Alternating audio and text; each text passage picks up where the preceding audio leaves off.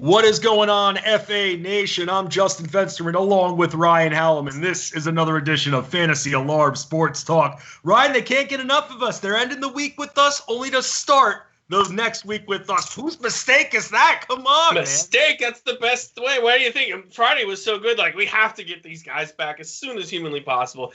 Let's just do it Monday. I mean, What better way to start the week? Exactly, Ryan at Fighting Chance. Great guy. Good at making brackets, too, by the way, Ryan. We're going to have to collab at some point and think of some fun, unique bracket to make for everybody. But for now, Ryan, let's leave it aside because it's draft season. It's a great time. It's August. It's that time. People are just starting to it. If you're a subscriber, you've already been getting our Fantasy Alarm Draft Guide coverage, our living draft guide. Anytime things are changed, anytime there's injuries, opt-outs because of COVID, those articles, that's the reason why it's living. It will be changed. So, Ryan, this is a great time. And because we talked a little bit more about snake drafts last week, I thought we could bring in auctions a bit, Ryan, because auctions are among my best friends. Since discovering auctions about 5 years ago, I just prefer them so much more, mainly because, and I've said this 1,000 times on thousands of live streams, because you have more control over your team's destiny instead of waiting to see where you end up in the numerical order for a snake draft. And that's why, even though they take a little while longer, I love auctions so much better in any fantasy sport than snake drafts. What about you? Yeah. There was a long period of time where I didn't really do very many, but now I've been getting invited to more and more, and this pandemic certainly upped the number of leagues that I'm in, and far past where I was kind of hoping to be. But it's definitely auctions are. I mean, they're good for not only the reasons that you said. Much more control over your roster, much more control over the guys you can get. I think it's more strategy too. But also, I think it's a little more fun, it's a little more camaraderie, especially if you can do them, live with 12 people together. That is the ultimate. Over the internet is still fun, but get 12 people in a room and set off an auction, and there's few things better than that in fantasy sports. Oh, you're absolutely right, especially when you don't have to worry about the auction room messing up, which doesn't happen often in 2020. That was more of a 2012 thing on some of those major sites there, some of those free sites that you play your fantasy sports on. But now, Ryan, in the last, let's say 7-8 years, I have not run into a problem where the auction room is messed up and we have to shift everybody over. I had a 16-team league one time that had to do that, and it was a pain. You see why I don't have much hair on my head. That's another reason why. Because of that night, it still scars me. But it's one mistake. It can happen to any draft room. But when you're preparing for an auction, that's a whole bunch of strategies. And Ryan, I actually wrote an entire article basically summarizing my exact process when entering the battleground that is a fantasy sports auction. And Ryan, to start here, when you're thinking of differences between snake drafts and auctions, the first thing is no auto auctioning.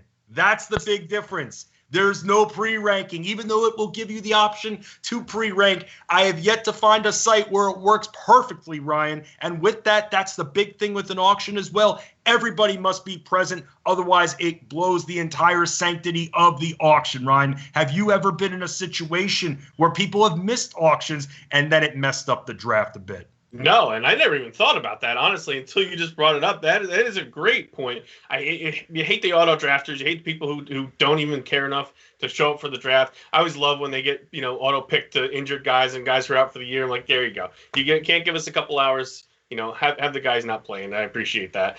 But yeah, definitely not only do you have to, physically be there, you really kind of have to pay pretty close attention.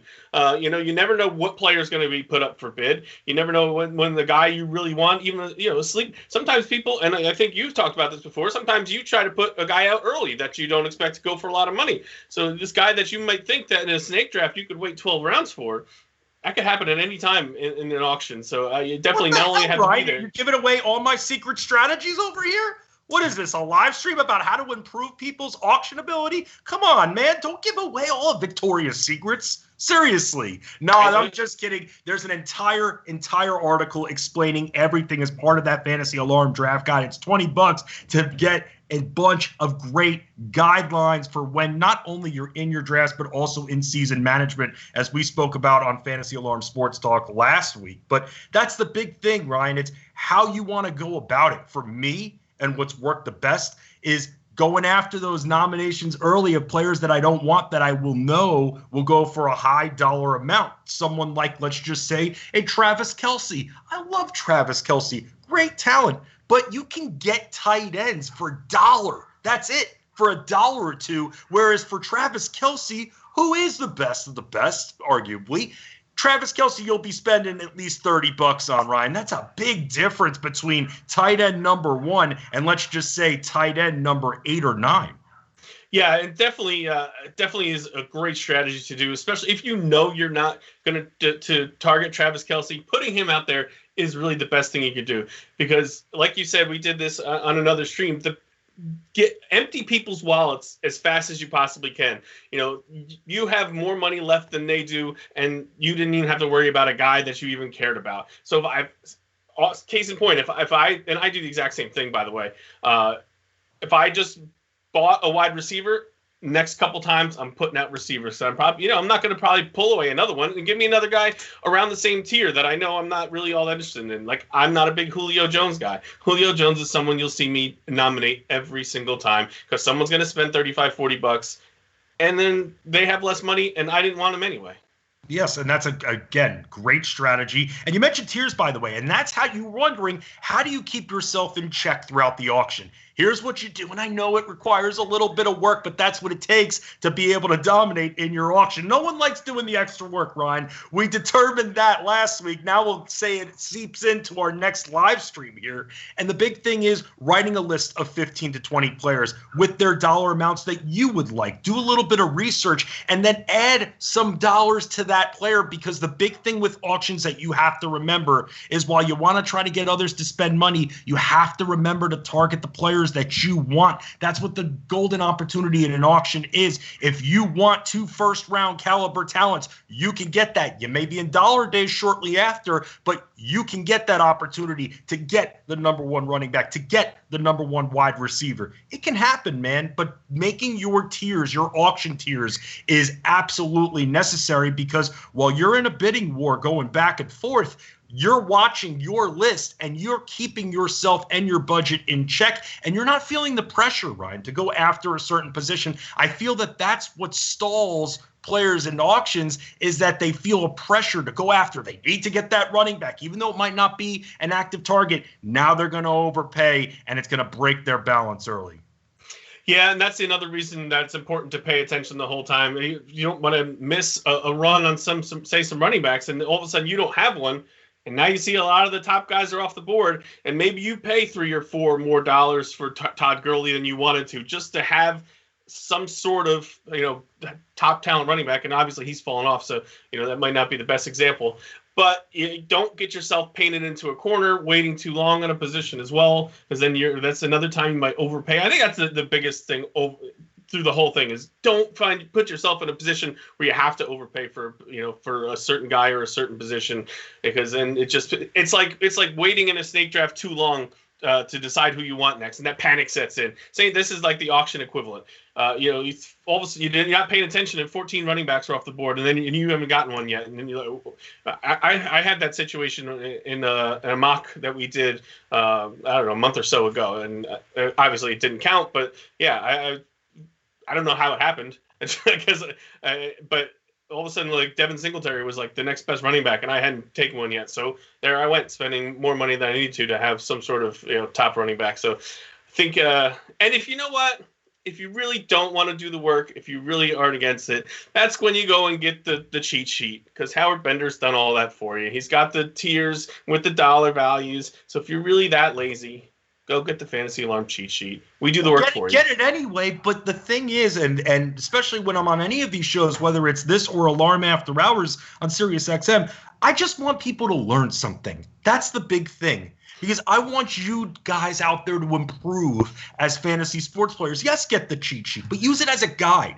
Don't use it necessarily as the way. As someone who's written cheat sheets for the last few years, especially when it comes to fantasy basketball, there's a reason why on the cheat sheet it is in tiers, so that you can make up your own strategies, and it's not just one numerical ranking list and that's it. And I just feel like that's where you have to still read that draft room or that auction room if you want to be that specific. It's not just in snake drafts, guys. It is in auctions as well. And that's why, Ryan, one of the big strategies I talk about in the strategy article, I won't give away anything, let you guys go and get the rest, but holding the hammer. And the hammer, you'll hear this a lot from fantasy analysts when it comes to auctions, is being that person that sits there for the first hour, doesn't spend $1. Yeah, you might be the talk of the comment thread, the message board, but who wants that? Is that helping me win titles? No, I don't care what the message board says.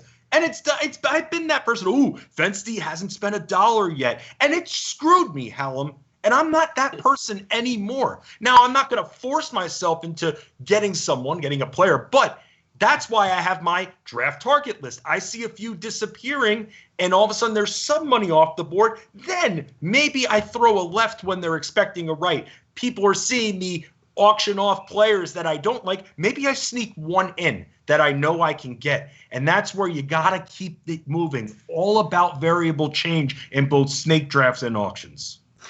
Yeah, there's so many things to think about and to go through. Definitely a target list is certainly something that you have to, and it can be in your head. There's certain guys that we all know that we like. There's 10 guys that we target in all of our drafts. So, but yeah, putting them out when you do switch from the nominating guys you don't want to nominating guys you do want, it's a very thin tightrope sometimes.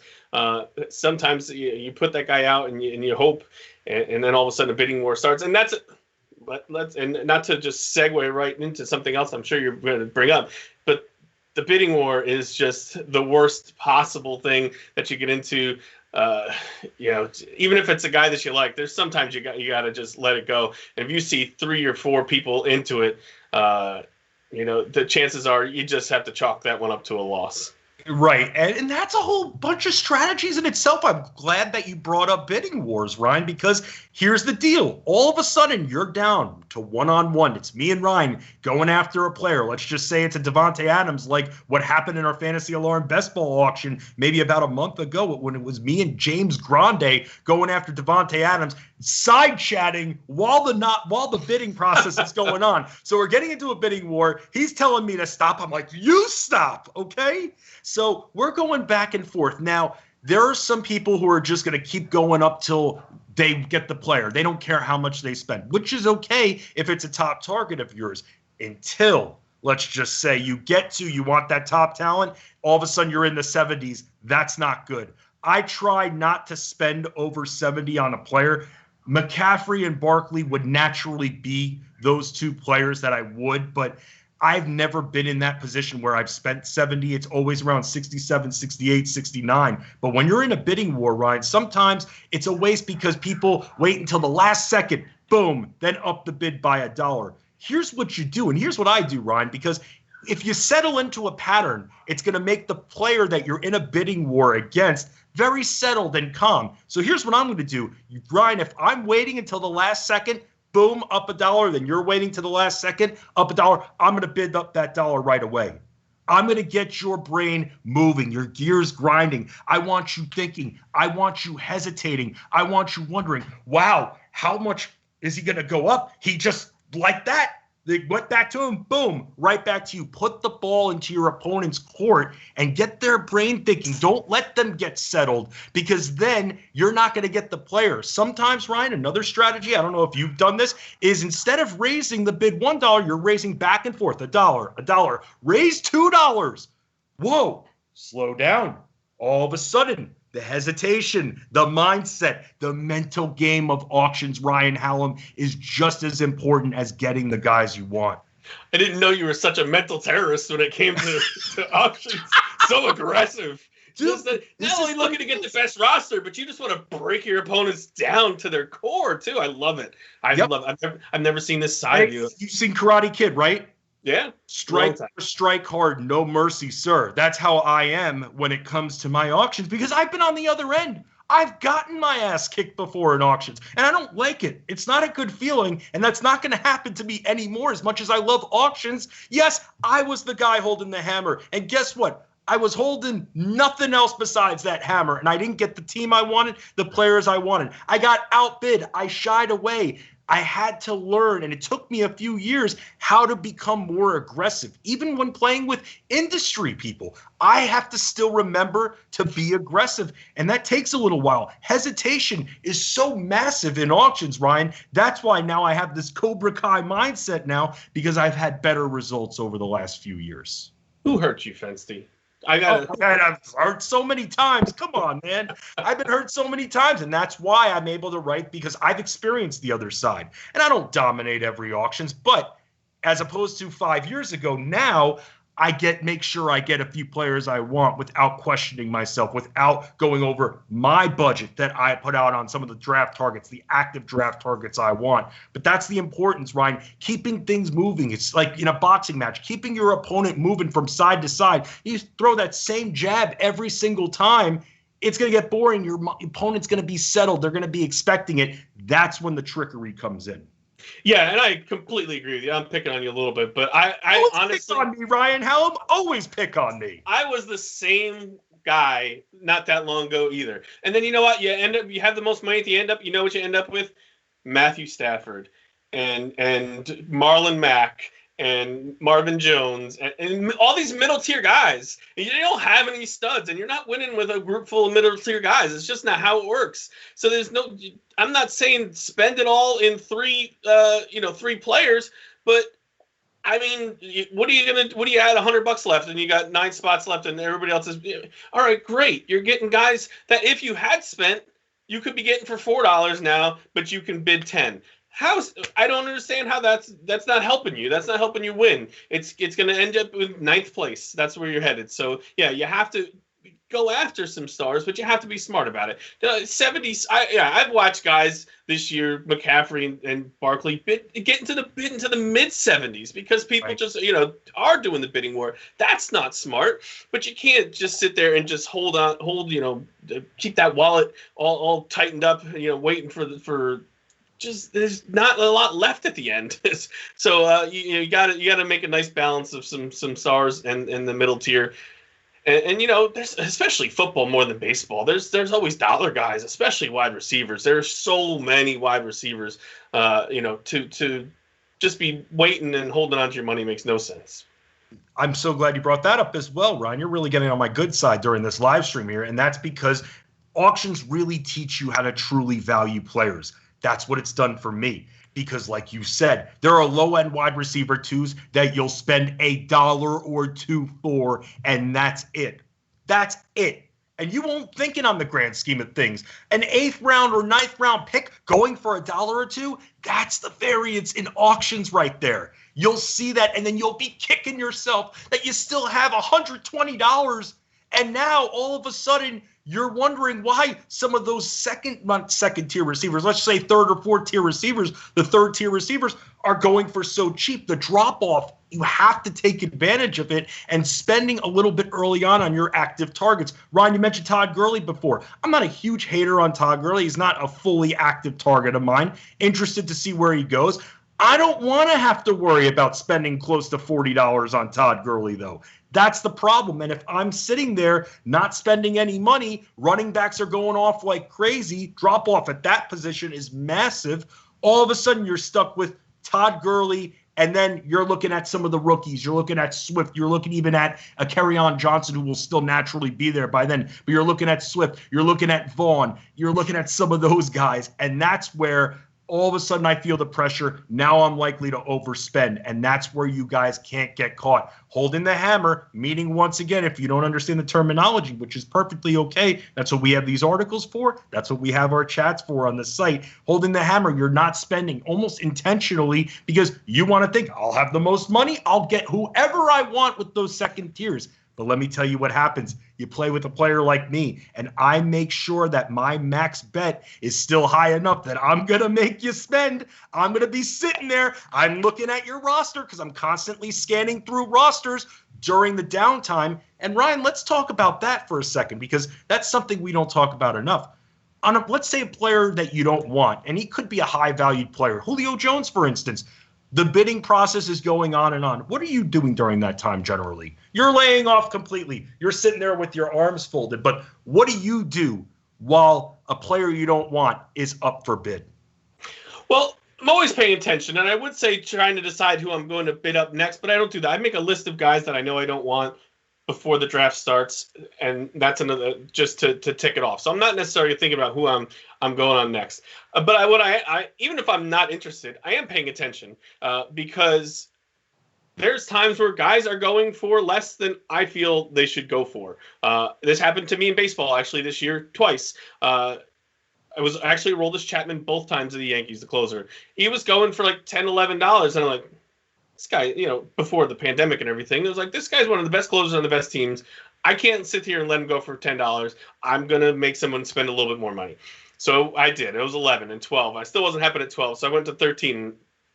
But then I got him at 13. So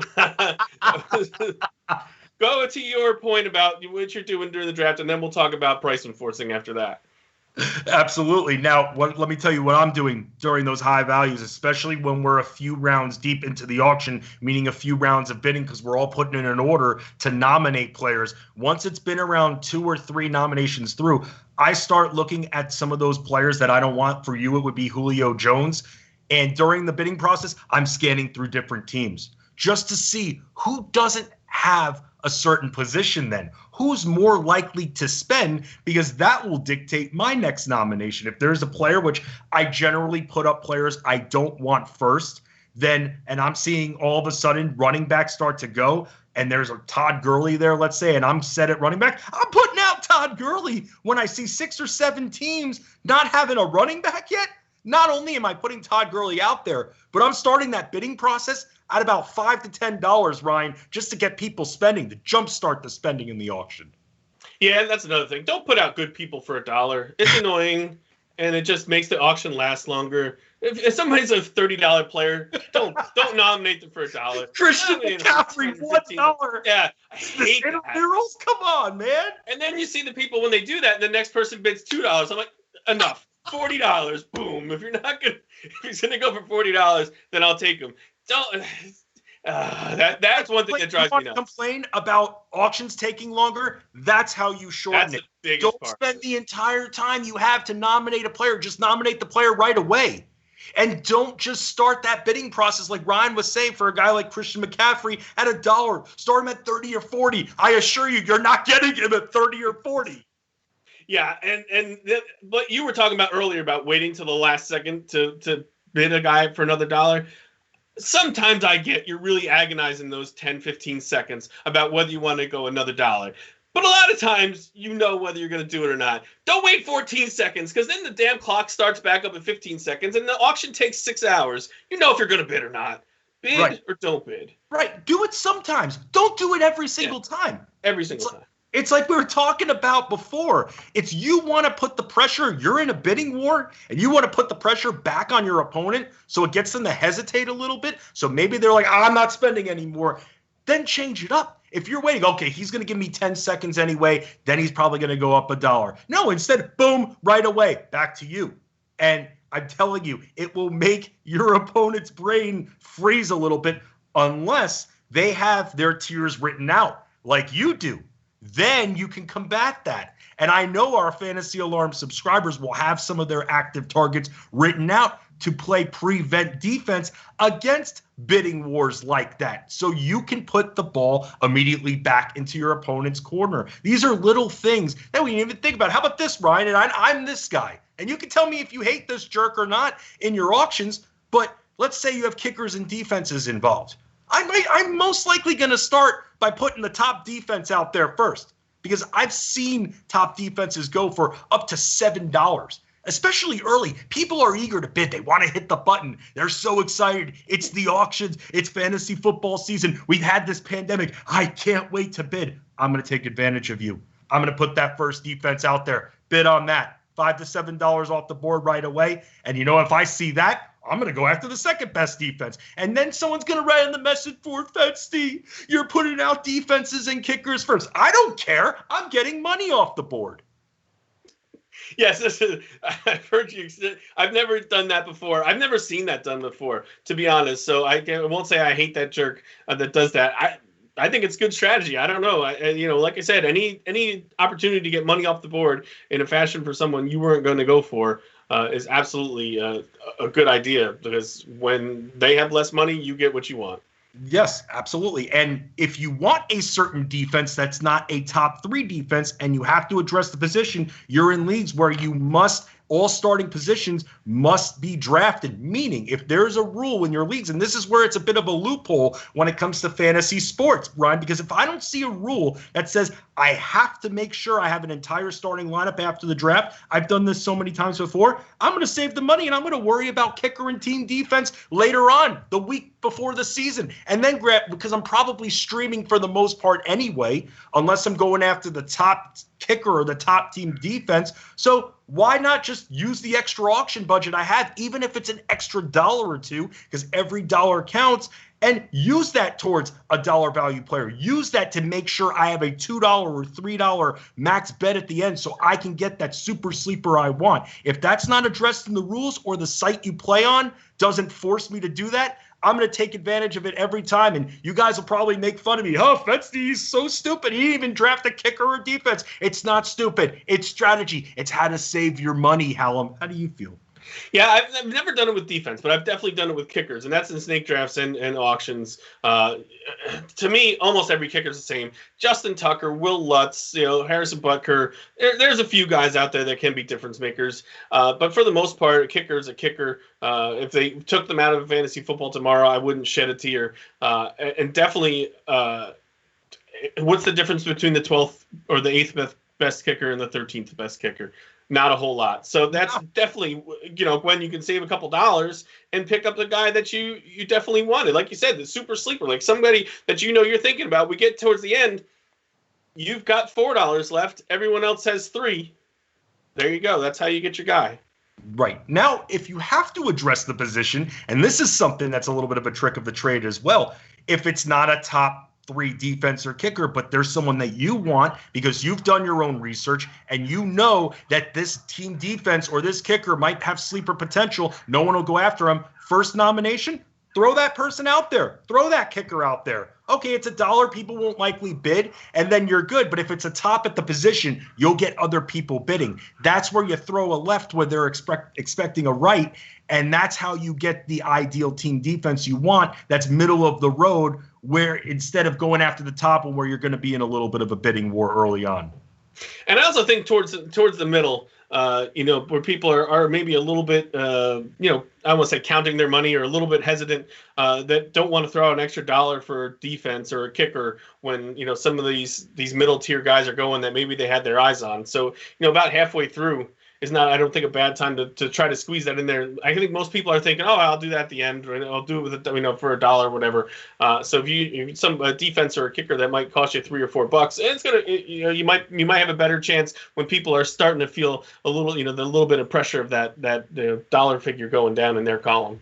Yes, and you might get made fun of on the message board. I've been made fun of on many message boards for a lot more than fantasy football. Well deserved. You guys know me, but it doesn't matter. And this goes back to message boards here. You shouldn't be talking on the message board if you can't balance and multitask. You should just minimize message board. We talked about this last week, Hallam. It especially applies in auctions. Snake drafts are hard enough when it comes to the message board and multitasking if you're bad at multitasking. But with auctions, you should not be talking on that message board until you're in a safe spot where you've spent a good amount of money. Now you're playing the waiting game until you get a little bit further in the auction down the dollar days. Then have a little fun if you want. But if you can't multitask, you're going to take your eye off the prize because players can go quickly sometimes. You don't know that how the pace of the auction is going to go the entire time. Sometimes it's going to be quick. Sometimes it's not going to be quick. Stay off the message boards in your league chat. Ryan, this has burned so many people, so many friends of mine, where they end up with bad players because they realize one of their active targets is up for auction, and all of a sudden they're chatting on the message board. And that's something that I feel in fantasy sports. If you can't handle multitasking, don't do it at all, and just focus on your draft or auction. And don't be chatting when you're supposed to be nominating people, for God's sake. That's what I hate. Another thing I hate. Snake drafts in auction. Snake drafts when it's your turn, and shut up and pick. Same thing with nominations. No chatting, just to pick your player. Just pick the players, Ryan, that's it. And I'm glad that you mentioned before that there's a lot of value later on, especially with the tight end position. You could get a lot of those starting tight ends for fantasy that you would often draft, let's say, in that 9th, 10th round area if you're waiting on the position. You get those guys for $1. Now, with someone, let's just say, like a Tyler Higbee, we had a good season last year, and that's not an active target of mine, but in an auction I was in for best ball, he went for $2 to me. I'm cool with that. $2. That's nothing. Okay, if he's bad, if he's that bad, I'll find someone on the waiver wire. That's the big thing. But the point is, someone like a Tyler Higbee can go for $2. You talked about someone like a Marvin Jones. Marvin Jones, can you see him going for single digits? Because I sure as hell can. Oh, absolutely. I think he definitely will. He's a really good player that no one ever talks about. And didn't even have a bad year last year when he had absolute garbage at quarterback for the second half of the season. In case you don't remember when Matthew Stafford went down, how bad David Blau was, and still turned out to be pretty good. He's especially in PPR leagues, he's a great great possession receiver and scores a decent number of touchdowns. Yeah, I think he is someone I've grabbed in so many leagues this year because he's just completely overlooked. Yes, and this is a lot of the content you're going to get because it is our draft season time. NFL is supposed to start as scheduled, and that's why you guys need to be making your leagues right now. Please, I'm begging you, please do not wait until August 25th. We used that magic date last week, Hallam, and I know that a lot of people are going to wait regardless of what I say, but set your leagues up now. You have to take Corona into account when you're setting up your leagues because your league mates are going to be asking you, the commissioner, those questions if, let's just say, the virus takes away part of the season. Are you doing payouts? Are you not doing payouts? These are things that need to be done and set in stone, put in writing before the draft. Ryan's at Fighting Chance. I'm at Fensterman Sports. Ryan, I hope that you learned after all this that you're going to be doing auctions. No more snake drafts, man. I know it takes a while. All about the auctions, at least I am. Not only am I doing, but I'm just going to just tear people apart and just leave them calling for their mother and their children for everything I learned from Fensterman. Hey, no mercy. That's what it's all about here because we want to make sure that you're getting the best team going here and you can catch me and actually John and Pemba, who's producing the program. Thank you so much, Johnny Ip, for that. John and Pemba and I will be on Alarm After Hours discussing more auction strategy tonight, midnight Eastern to 2 a.m. Eastern on SiriusXM Fantasy Sports Radio. For Hallam, I am Fensty, Fantasy Alarm Sports Talk, fantasyalarm.com. You get the guide and you do it right. You win. We always dominate. There's no other option. We just win.